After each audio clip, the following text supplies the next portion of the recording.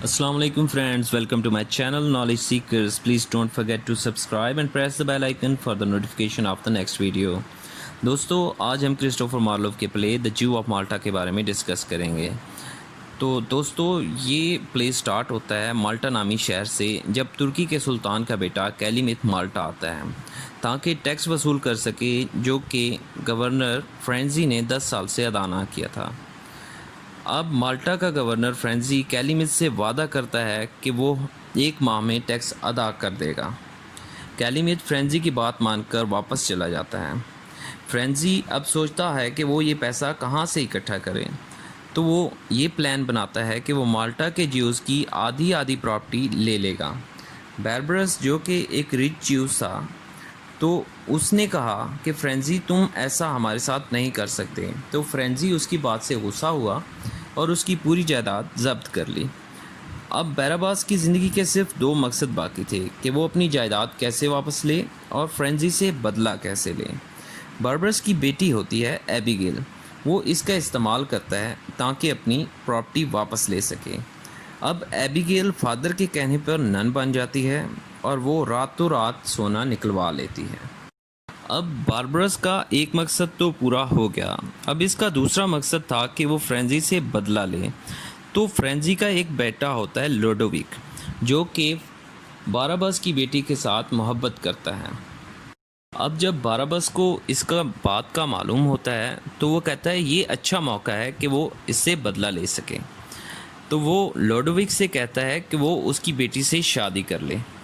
तभी स्पेनिश समंदर का सिपाही फ्रेंजी के पास आता है और कहता है कि तुर्की के साथ मुआहदा ख़त्म कर दे और वो अपने बादशाह से कहकर इसकी मदद करेगा और अपने कुछ ग़ुलाम फ्रेंजी को बेचकर चला जाता है। अब दूसरी तरफ बारबरस मार्केट जाता है और एक ग़ुलाम ख़रीदता है जिसका नाम इथामोर होता है। अब लोडोविक और मैथियस दोनों एबिगेल के आशिक होते हैं, जिन दोनों से बारबरस ने एबिगेल से शादी का वादा किया था। अब बारबरस प्लान बनाता है कि इथामोर के ज़रिए दोनों को आपस में लड़वा दे और ऐसा ही करता है और दोनों आपस में लड़कर मर जाते हैं।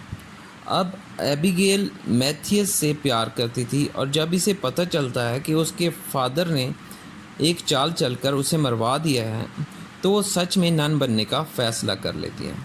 अब एबिगेल के इस फैसले से बारबरस बहुत डर जाता है कि अब उसकी बेटी नन बन गई है तो कहीं वो इसका सच सबको बता ना दे।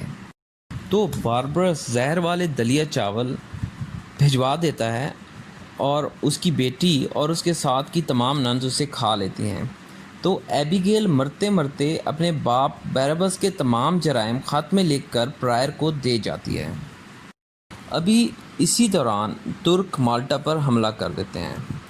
अब प्रायर्स बारबरस के पास आते हैं ताकि पूछ सकें कि इसने ऐसा क्यों किया।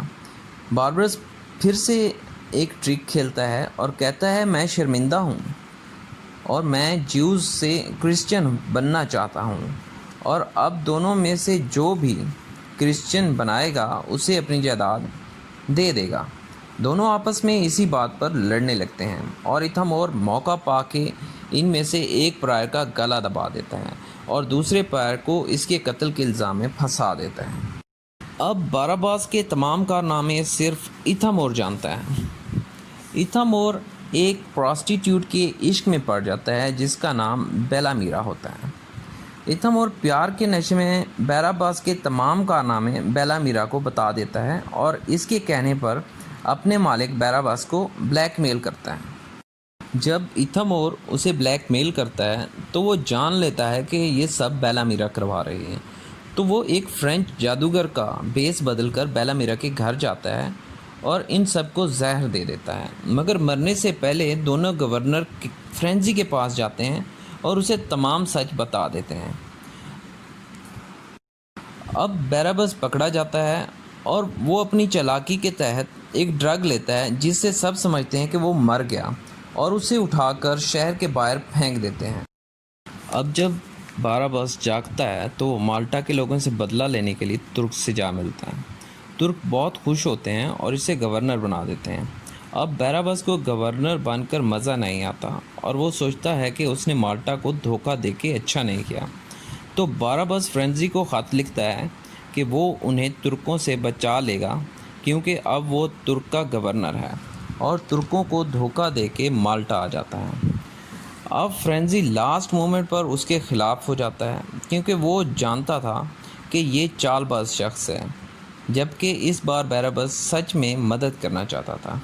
अब बैराबस ने तुर्क के लिए जो जाल बिछाया था, आखिर में उसी में जलकर वो मर जाता है।